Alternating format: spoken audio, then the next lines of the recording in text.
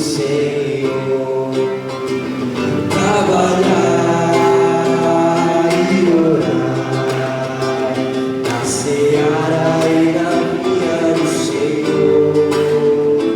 Meu desejo é orar, preocupado quero estar, sim, na vinha do Senhor. Aleluia.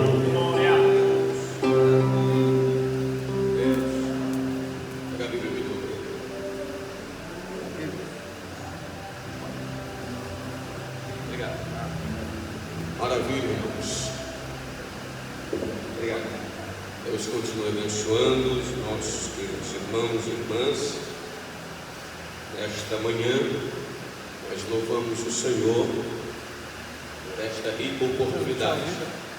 Eu sempre digo, nós estamos aqui louvando ao Senhor não para passar o tempo e esperar os irmãos chegarem, mas sim para reconhecer a dignidade de quem Deus é, daquilo que Ele tem feito. E nós louvamos ao Senhor por quem Ele é, obrigado, e por aquilo que Ele tem feito. Existe até um cântico que afirma que não louvamos ou não adoramos a Deus pelo que Ele faz, mas pelo que Ele é. Biblicamente, nós devemos adorar a Deus por quem Ele é e pelo que Ele faz. E você só adora a Deus por quem Ele é, porque Ele fez. E o primeiro ato, o primeiro feito de Deus é a revelação de si mesmo na obra da criação. Então não tem como você adorar a Deus por quem Ele é, se não adorar a Deus pelo que Ele faz. Como os próprios salmistas dizem: grandes coisas fez o Senhor por nós. Então essas grandes coisas, na narrativa teológica, na narrativa bíblica, implicam os temas principais da redenção, os temas principais do plano de Deus, melhor colocar, os temas principais do plano de Deus: criação, e houve a questão da queda, redenção e consumação. Então louvamos a Deus pelo que Ele faz na redenção, pelo que Ele fez para evitar as consequências terríveis pela queda do homem. Louvamos a Deus pelo que Ele fez na cruz, por meio de Cristo, e louvamos ainda pelo que Ele fará na consumação dos séculos, Então sempre estamos louvando ao Senhor, e é muito bom estarmos aqui na casa de Deus para engrandecê-lo e louvar pelas suas feituras. E uma dessas feituras de Deus somos nós, novas criaturas, Somos feituras de Deus em Cristo. E é interessante que a expressão grega ali pode ser traduzida como um poema. Nós somos o poema de Deus, nós somos a arte de Deus, Nós somos o resultado da arquitetura de Deus no molde da pessoa e obra de Cristo. Por isso, todo aquele que vai para o céu tem que parecer com Cristo, tem que ser moldado à semelhança do Cristo de Jesus. Eu sempre digo que ninguém vai entrar no céu se não for parecido com Jesus, e nós estamos nesse processo, que é uma obra do Espírito. Romanos 8:29, Deus nos predestinou para sermos conformes à imagem do seu Filho. Então Deus não vai descansar enquanto não formos parecidos com Jesus. E essa obra será concluída na volta de Cristo, porque às vezes eu posso alcançar 10%, 20%, 30%, 90%, mas nunca alcançaremos aqui na terra 100%.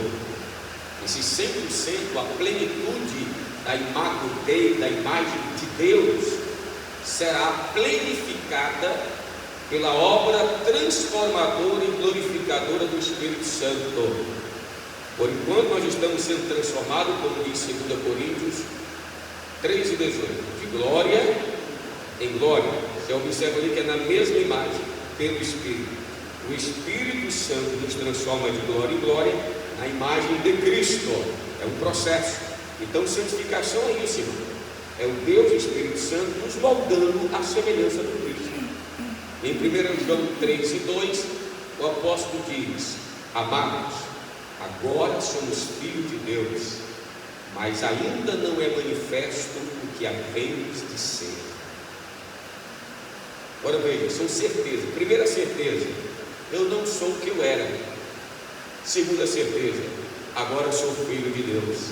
Terceira certeza: mas ainda não sou o que eu haverei de ser, que é a plenitude da imagem de Cristo. Aí João conclui: mas quando ele se manifestar, seremos semelhantes a ele, porque o veremos como ele é. Então nota, a contemplação do Cristo promoverá pelo Espírito uma transformação total do nosso ser em caráter e personalidade. Então é por isso que a Bíblia chama Jesus de nosso irmão, é nosso irmão mais velho. Ele é o primogênito e nós somos demais. Então ninguém vai entrar no céu se não for parecido com Cristo. Assim como ninguém nasce nessa terra se não levar a imagem de Adão. Então existem dois estados, Adão e Cristo. Quem não tem Cristo ainda está na imagem de Adão, corrompida, desconfigurada, fragmentada. Mas quem aceita Cristo, o Espírito vai defragmentar, vai reconfigurar, vai moldar até ficar semelhante a Cristo. E Paulo vai mais a fundo, pastor Júlio. Em Filipenses ele diz o seguinte: que nós teremos o corpo igual ao corpo de Jesus. Está vendo isso? Só que é o corpo humano de Cristo, glorificado. Nosso corpo será glorificado, ressuscitado pelo mesmo Espírito que ressuscitou a Jesus. Romanos 8:11 fala sobre isso. Se o Espírito de Deus habita em vocês, esse mesmo Espírito vai ressuscitar vocês, assim como ressuscitou Jesus. E nós teremos um corpo igual ao de Cristo. É o corpo da glorificação, semelhança do Cristo, imagem do Cristo, corpo igual ao de Cristo. Essa é a obra santificadora e plenificadora do Espírito Santo. E Pedro ainda nos diz uma palavra muito forte, e às vezes as pessoas distorcem, que nós seremos participantes da natureza divina. Alguns entendem como que nós vamos ser deuses. Não. Outros dizem que nós vamos ser divinizados. Não.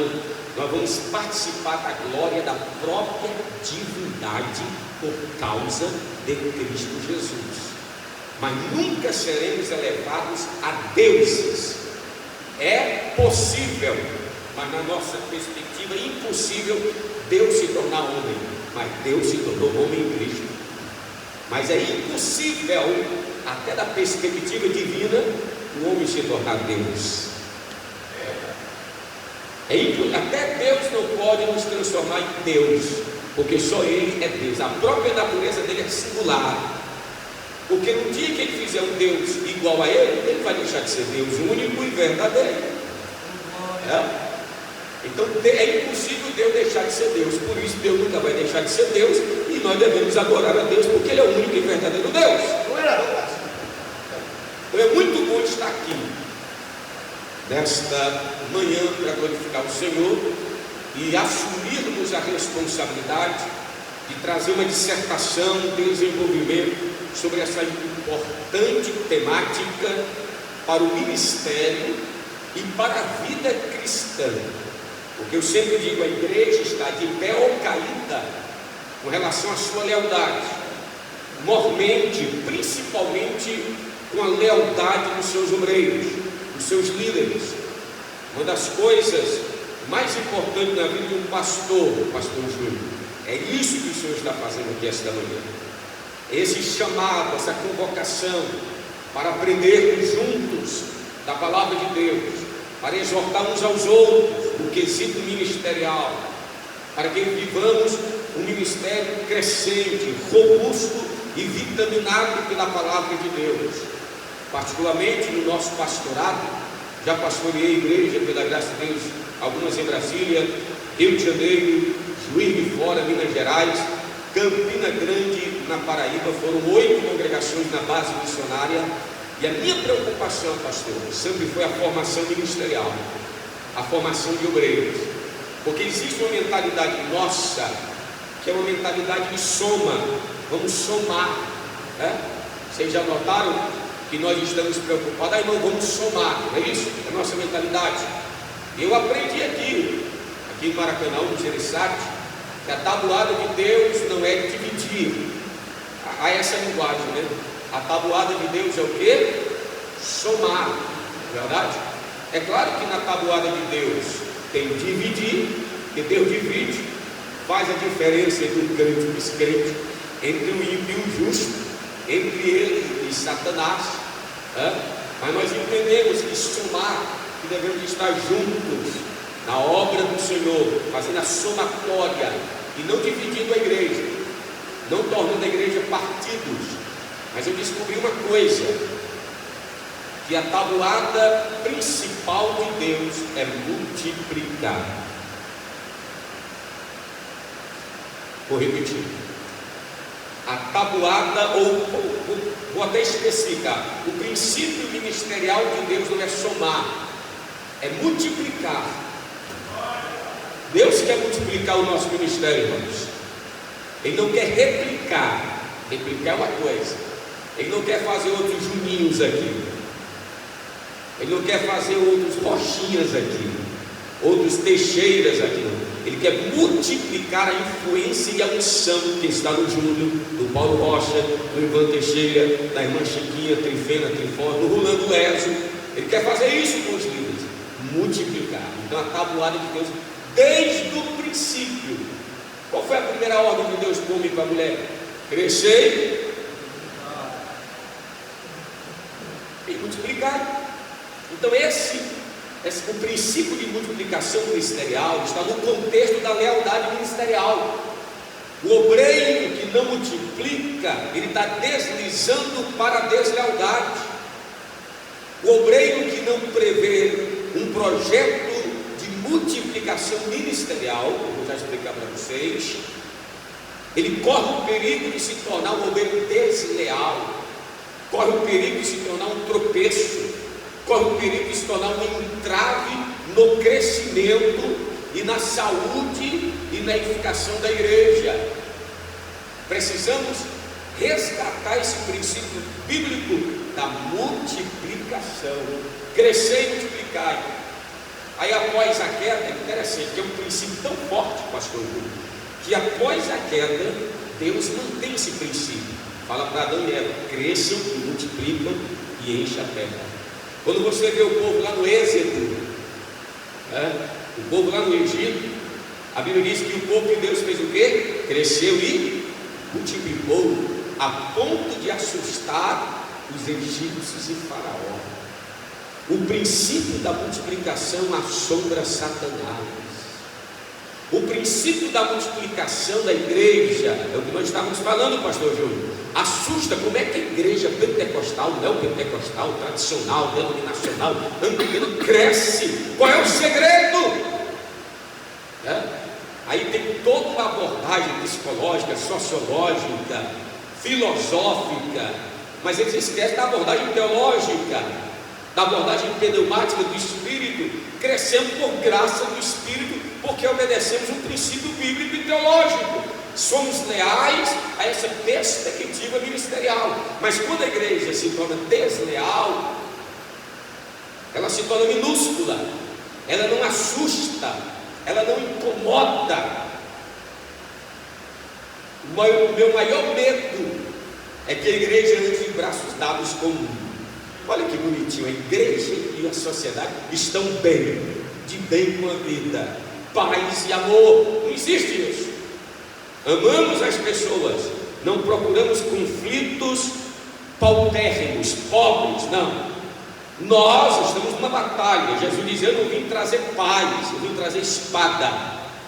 A paz que ele fala é essa paz pregada pela esquerda, pelo progressismo, um uma paz que tolera tudo, até o pecado, uma paz que tolera o adultério, o adúltero, o homossexual, a homossexualidade, o aborto, e etc, etc. Essa é a paz que o mundo oferece, que o mundo quer abrir como um guarda-chuva. Então nós precisamos ficar debaixo desse guarda-chuva, né?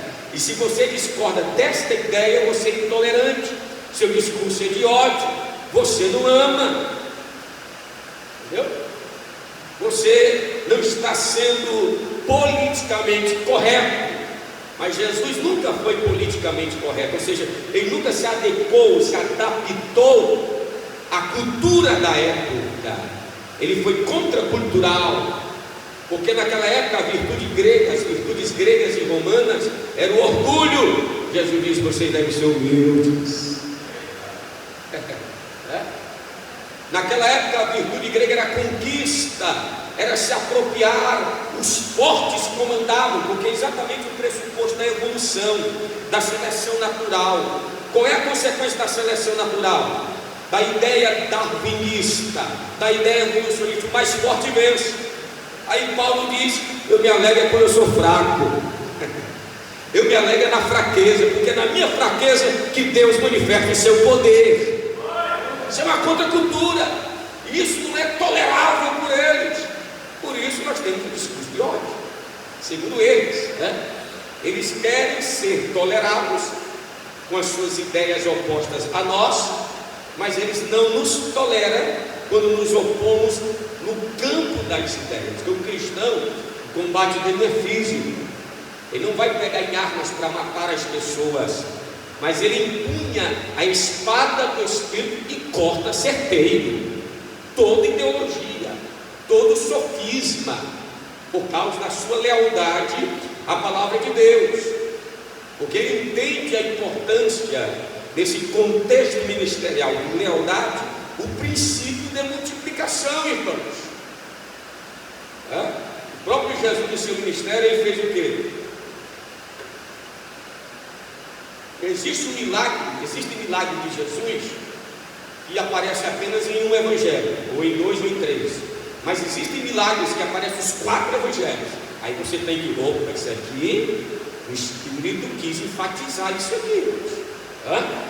Então qual é um dos milagres de Jesus que aparece nos 4 evangelhos? Mateus, Marcos, Lucas e João.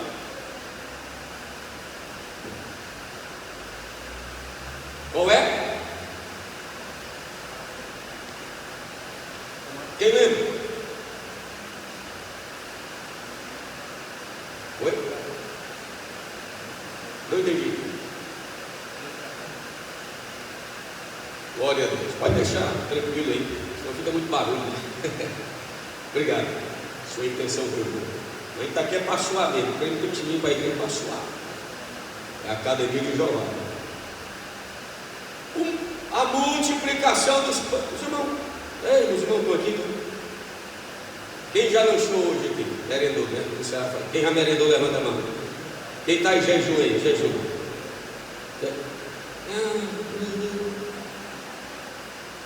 Jesus fortalece você que está com jejum, né? Então você está tranquilo, já lanchou, já merendou, está com café, está cheio de cafeína aí. O milagre, diga comigo, o milagre. Fala aí, irmão, o milagre da multiplicação. Pronto. O princípio de Jesus. Você sabe como é que aconteceu o milagre da multiplicação? Você tem ideia? Uma vez eu vi um pastor dizendo que o milagre aconteceu assim: Jesus pegou o pão, deu na mão dos discípulos e começou a orar, e o pão começou a crescer. E o pão começou a crescer.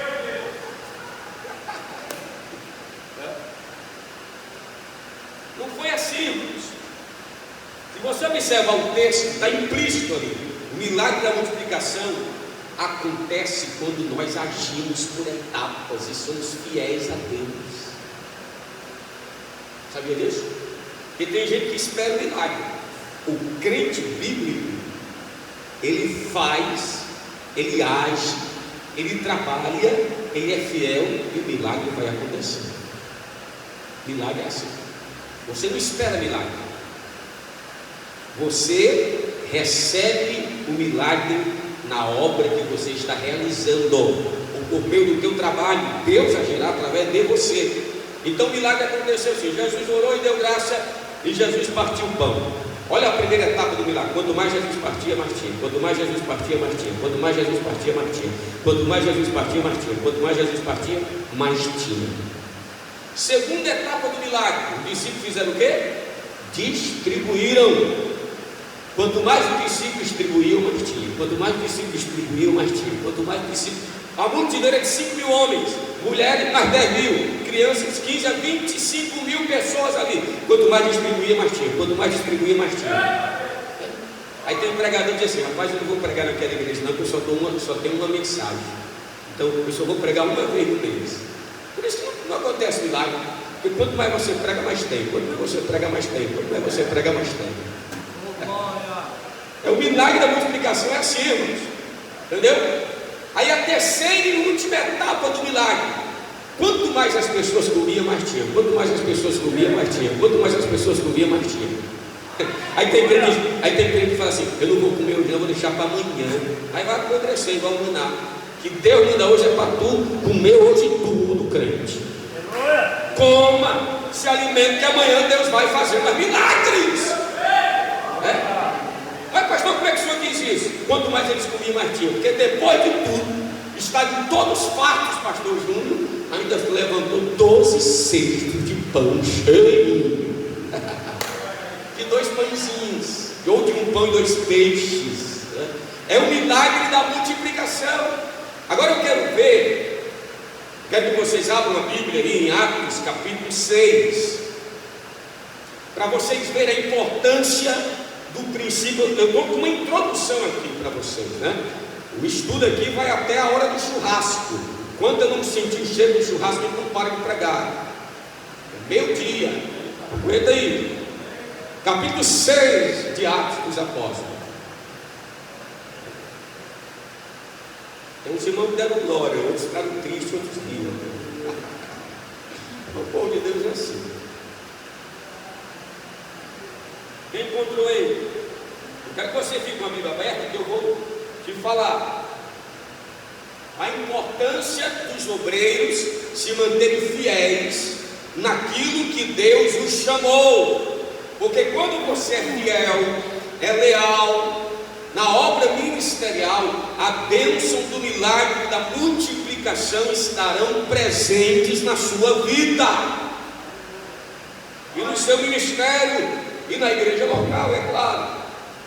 Vocês vão notar que houve um problema administrativo aí, no capítulo 6, um desafio. As viúvas dos irmãos de fala grega estavam sendo negligenciados. É aquelas confusões que tem na igreja, aquelas confusões santas, como diz o povo aí. Não tem nada de santo, né? Você lembra aquelas épocas assim? Eu não sei se acontece hoje mudou um pouco, mas nas épocas, irmão, quando era dia de festa, esse negócio de escolher o uniforme, a cor do uniforme, o desenho do uniforme, era uma briga, não era brincadeira. A irmã disse: não, eu não quero a flor desse lado, eu quero a flor do outro lado. Aí começa, não joga do mesmo jeito. Aí inventaram as camisetas, o negócio ficou a menos, entendeu? Então esse tipo de confusões assim, administrativa aconteceu aí. As viúvas estavam sendo negligenciadas. Aí os apóstolos disseram: vamos reunir a rapaziada, vamos resolver esse problema, porque nós não podemos negligenciar. O que é que eles chamam aí? As mesas, não é isso? As mesas, é importante as mesas, que as mesas é o princípio do servir, é o princípio administrativo. Prepara-se o alimento, coloca-se na mesa e serve. Só o que foi que os apóstolos fizeram, irmãos? Eles foram lá e eles mesmos resolveram o problema? Não, eles multiplicaram a liderança, não somaram. Eles multiplicaram a tarefa ministerial para continuarem leais e fiéis na sua responsabilidade como homens na liderança. Glória a Deus. Foi isso que aconteceu. Aí eles disseram o quê? O que é que eles disseram?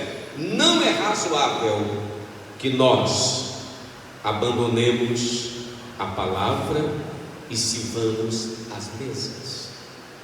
Vamos perseverar na oração e no ministério da palavra. Você quer ver quando o pastor é fiel? Quando ele não abre mão desses dois princípios, a oração e o ministério da palavra. Tem pastor e líder que está tão envolvido nas coisas de Deus que se esquece de Deus. No ano de 2006, quando eu estava em Juiz de Fora, eu era responsável pelo seminário e pela igreja. Eu estava tão envolvido, pastor Júnior, com as coisas de Deus, com o ministério. Eu passei literalmente 2 anos dormindo todos os dias às 4 da manhã e acordava às 9 às 10 e já na tarefa. E uma noite, numa madrugada, eu ouvi uma voz audível falando comigo: tu tens me abandonado pelas minhas coisas. Na hora eu tremi e caí no chão.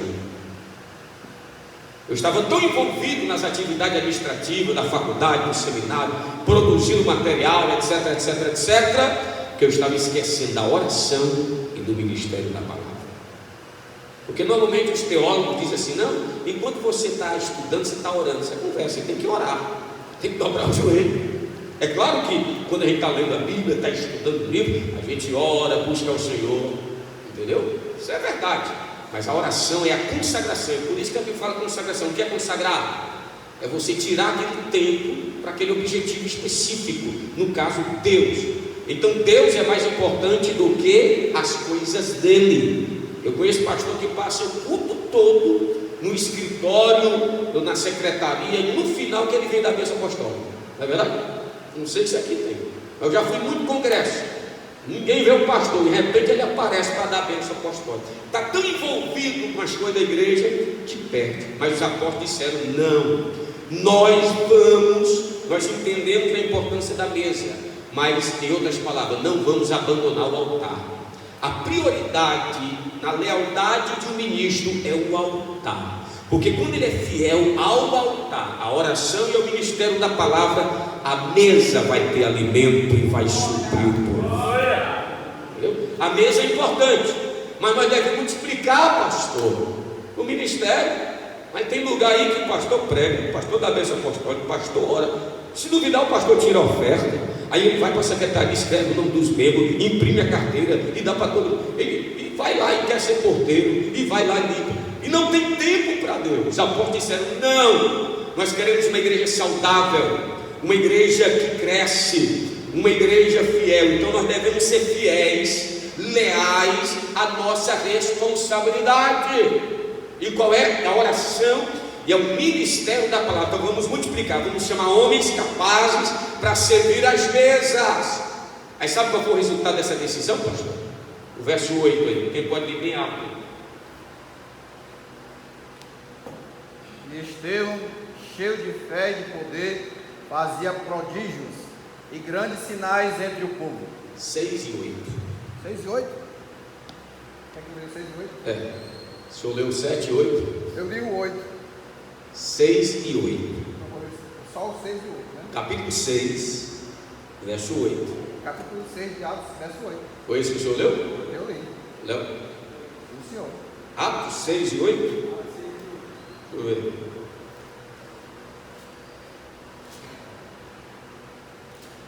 Ou é o 7?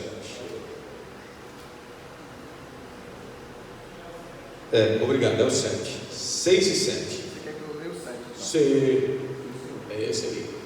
E crescia a palavra de Deus, e em Jerusalém se multiplicava muito o número dos discípulos, e grande parte dos sacerdotes obedecia à fé. Olha aí. Dá para dar glória a Deus por isso? Depois de tudo que eu falei, vocês entenderam o versículo? Porque os apóstolos se tornaram fiéis e leais no compromisso da oração e da palavra, o que acontecia? A palavra crescia. E qual foi o resultado? Final, multiplicava o número dos discípulos. Esse é o princípio de Deus para a igreja, é multiplicação. Então vou repetir aqui, vou colocar em palavras resumidas. Quando nós somos leais a Deus e a sua palavra, quando nós somos leais nas nossas responsabilidades ministeriais, o milagre da multiplicação é evidente em nosso meio. Glórias a Deus. Agora deixa eu dizer mais um princípio aí. Olha aí que coisa linda. A gente fica doido para o crescimento numérico, não é isso? O pastor faz de tudo, faz campanha, eles inventam um negócio. Uma vez eu estava na região sul do Brasil e eu vi lá uma placa numa igreja lá, UFC Cristão, MMA Gospel. Você sabe o que é, né? Negócio de luta. Aí o que o pastor fez? Tirou as cadeiras do púlpito, colocou um ringue e selecionou os obreiros para lutar o UFC Cristão. Aí, como dizem na Paraíba, bagaçolândia. A bagaceira foi grande. E a igreja ficou, como irmão, ó, que anunciou no carro de som, né? Opa, então a luta livre lá na igreja, em cima do púlpito. Então tem pastor que faz um negócio doido aí para atrair o povo. Isso atrai pessoas que gostam de circo, de espetáculo.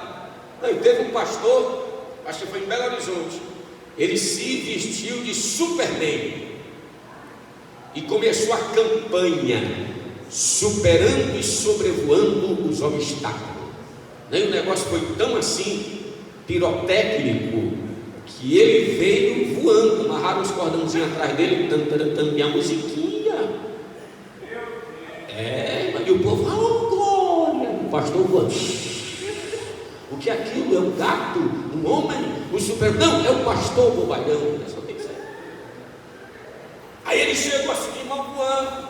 Chegou no púlpito. Não, aquele Lucinho se vestiu, pastor de Homem-Aranha. Não sei de que mais, Homem de Ferro, não sei o que foi aquilo. Aí o camarada chegou, o Superman chegou. Vamos agora iniciar. E eu observando isso. Vamos agora iniciar a campanha para sobrevoar as dificuldades, a campanha para vencer os obstáculos. Aí eu fiquei pensando, meu Deus, se o diabo joga uma criptonita, a campanha acaba.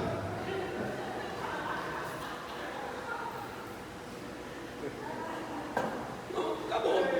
Então os caras inventam de tudo para fazer a igreja crescer. Mas o princípio, o segredo, vamos dizer assim, o segredo da multiplicação de membros, discípulos da igreja, o segredo é o crescimento da palavra.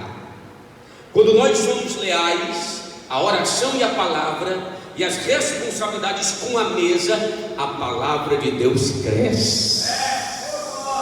A palavra de Deus cresce. Quando a palavra de Deus cresce, a salvação, a cura, a libertação, a manifestação da glória de Deus, e a igreja se multiplica. E multiplicou o número de, até mesmo os incrédulos, opositores, os sacerdotes obedeciam a fé. Então, fiel, leal à palavra, à responsabilidade, pregar fielmente a palavra de Deus. Fazendo isto, a palavra vai crescer. Esse é o compromisso da igreja com a palavra. E esse compromisso de fidelidade, de lealdade com relação à palavra, ao ministério, vai trazer o milagre da multiplicação de Deus. Aí você vai observar em todo o livro de Atos, essa expressão crescia a palavra, ela aparece algumas vezes ou várias vezes no livro de Atos dos Apóstolos. Em toda a minha Bíblia está marcado, crescia a palavra. Por quê? Porque os obreiros, os apóstolos, não sucumbiram, não cederam ao canto da sereia cultural, da sociedade, daquilo que era popular. Eles não sucumbiram à agenda do mundo. Eles não quiseram ser semelhante ao mundo, ou igual ao mundo, ou imitar o mundo para ganhar o mundo. Hoje, as pessoas se tornam desleais quando elas querem ganhar o mundo se parecendo com o mundo. Se o mundo tem show de talentos, a igreja também tem show de talentos. Se o mundo tem as suas boates, lá em Brasília tem uma lá, que é um deputado lá. Uma igreja que é pastoreada tem um deputado. Lá do lado da igreja tem lá outro galpão, não sei o que é aquilo, um galpão e lá tem a boate gospel. Entendeu? Qual é o objetivo? Se você perguntar qual é o objetivo disso, é atrair os jovens, é atrair a juventude, é atrair a rapaziada, né? Eles querem ganhar o mundo se parecendo com o mundo ou imitando o mundo, mas a igreja ela ganha verdadeiramente o mundo sendo diferente do mundo e fazendo a diferença do mundo. É isso que acontece. Paulo diz: não vos conformeis com o mundo. A expressão quer dizer não vos amolde. O mundo tem a sua forma, você é um metal derretido. Se colocar no molde do mundo, você vai ficar com a característica do molde do mundo. Então não seja maleável, não seja flexível, não seja politicamente correto. Você vai se derreter ali, e a tua aparência vai ser do mundo, o teu andar vai ser do mundo, a tua linguagem vai ser do mundo. Não vos conformeis com este mundo, mas transformai-vos pela renovação do vosso entendimento. É uma metamorfose, do grego metamorfose, transformai-vos, que é uma transformação acontecida ou gerada, produzida pela palavra de Deus que ilumina a nossa mente. É por isso que o pastor Paulo, missionário, pastor, doutor, pregador, como ele mesmo diz em 2 Timóteo, ele sempre orava pelas igrejas locais que ele escrevia, pastor Júnior. E eu fiz até um escrito sobre a teologia da oração eclesiástica de Paulo, ou o ensino da oração de Paulo pela igreja. E eu notei o seguinte: sabe o que Paulo pedia para o povo? Senhor, abre as portas de emprego para os efésios. Senhor, dê uma carroça para os irmãos de Corinto que não tem carroça. Qual é a oração de Paulo? Senhor, que tu envies o espírito de sabedoria e conhecimento, para que eles possam compreender a vontade de Deus Pai, revelada em Cristo, para que eles cresçam na graça. Nenhuma oração de Paulo, olha, Efésios capítulo 1, Colossenses capítulo 1, que é o que eu acabei de parafrasear aqui, a oração de Paulo. Ele não pede por bens materiais, ele não pede por porta de emprego, não que isso seja pecado, mas eu estou dizendo a principal preocupação de um pastor em relação à igreja. Não estou querendo saber se você é careca, cabeludo, barrigudo, magro, baixo, alto, não, há diversidade. O meu interesse é na harmonia da palavra de Deus, para que conheçamos a vontade do Senhor. O meu objetivo como pastor, na lealdade ministerial, é levar os membros a crescer, nas palavras de Pedro, na graça e no conhecimento de Cristo Jesus. Paulo não diz: irmãos, olha aí por mim, para Deus abrir a porta do emprego. Já viu Paulo orando assim? Já viu Paulo orando para Deus abrir as portas? Sim, mas ele diz aos Coríntios: olha aí para Deus abrir as portas, a porta da palavra. Aleluia. Ore por mim para que Deus abra a porta da pregação. Eu quero pregar aqui para que Cristo seja glorificado, as almas salvas e Satanás envergonhado. Essa é a oração de Paulo.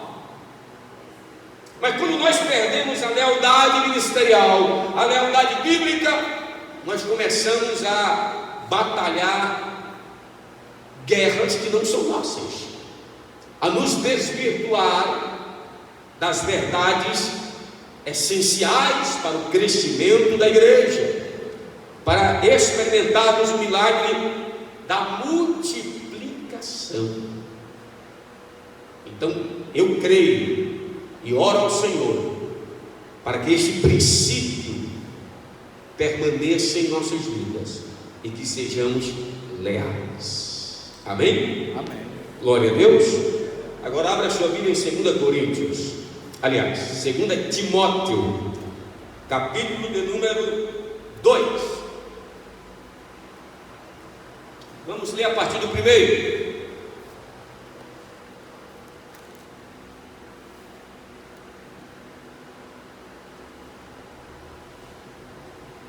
assim a palavra do Senhor.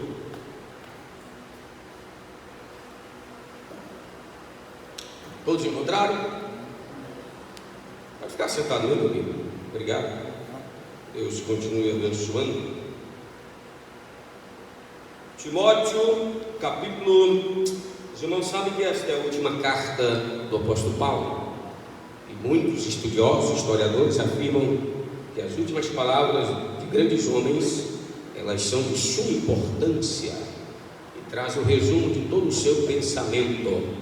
E temos aqui as palavras do grande apóstolo Paulo, o homem que teve a ousadia e a perspicácia de dizer: sede meus imitadores, como eu sou de Cristo. Em outras palavras, o que é que Paulo quer dizer? Me imitem, eu imitando Cristo.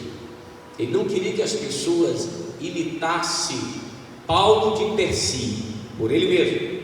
Ele queria que as pessoas imitassem Paulo imitando Cristo. Então Paulo está dizendo: eu sou intermediário. É isso que o pastor é isso que um líder é isso que o obreiro é. Ele é um intermediário entre Cristo e os santos. Não é para você falar para os irmãos: me imitem, seja uma réplica de mim. Não. Ele multiplica o ministério no sentido em que as pessoas que ele lidera, que ele ensina, crescerão e se tornarão imitadoras, as pessoas imitadoras do Cristo. Sendo assim, elas também poderão dizer a outras pessoas que elas ensinam: me imitem, eu imitando Cristo. Aí há uma multiplicação, entendeu? Eu não estou replicando Ivan Teixeira, eu não estou aqui replicando outros homens, grandes homens que me ensinaram. Eu estou aqui multiplicando o princípio da imitação do Cristo. É isso que Paulo diz. Porque quando Paulo conheceu Jesus, Filipenses, está lá escrito, ele tinha todos as credenciais, todo o currículo plausível, que merecia total admiração. Se fosse hoje, ele tinha feito doutorado em Harvard, Princeton, Oxford e outras grandes faculdades. E ele diz: tudo que eu tenho e conquistei quando eu conheci a Cristo, hoje é nada, o que eu fiz sem Cristo. Então tudo aquilo que você faz sem Cristo, olha a expressão que Paulo usa, não sei se você lembra, lá fala assim, tem umas versões que falam: eu considero como esterco. Não é isso? Esterco. O grego é tão forte que fala o seguinte, eu vou dizer aqui: é merda, é diarreia.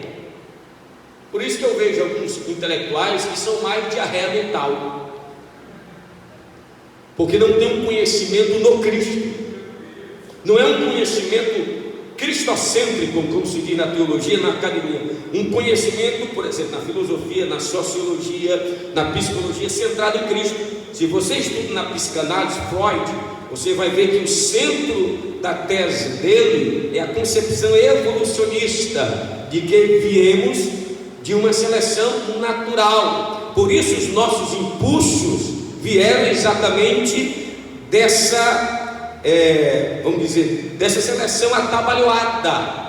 Então nós precisamos liberar isto para crescer. Daí o homem deve liberar o seu desejo sexual, para não ser reprimido, porque se ele for reprimido, vai se enclausurar em muitas doenças psicossomáticas e por aí vai. Mas nós entendemos que todos os males da alma, do espírito, do soma do homem é consequência da sua queda, da sua rebelião diante de Deus. Que quando o homem e a mulher se reconciliam com Deus e se arrependem dos seus pecados, eles são regenerados e renovados pelo poder do Espírito Santo. É isso? Aí esse grande bandeirante do cristianismo afirma que o verdadeiro conhecimento é o conhecimento de Cristo, Jesus. Jesus é o tema de toda a logia, irmão. Ele é o Logos, ele é a palavra, a ciência, a arqueologia, todos os estudos tem Cristo como a chave hermenêutica, exegética e interpretativa. Sem Cristo não há significado, é Cristo. E nós devemos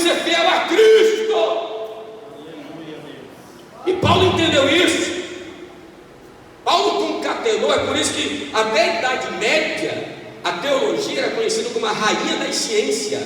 Todas as ciências são importantes, filosofia é importante, psicologia, tudo na educação, tudo é importante. Mas a rainha, quem governa toda a hermenêutica destas ciências é a Bíblia, é a palavra de Deus. Aí eu vejo os crentes, eu não gosto de teologia. É bobo, é ignorante, como diz o nordestino, é abestado, né? Porque a teologia é tudo na nossa vida. Mas entenda, existe a má teologia.